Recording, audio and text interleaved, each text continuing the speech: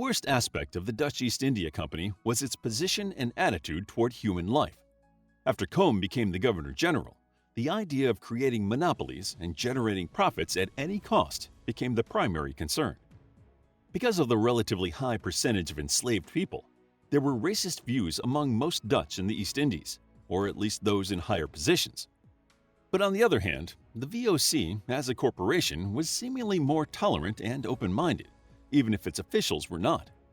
Since the Dutch Republic lacked enough people to fulfill the company's need for a workforce, it was relatively open to recruiting from other nations. That is why it had a lot of British, French, Germans, and Scandinavians among its crew.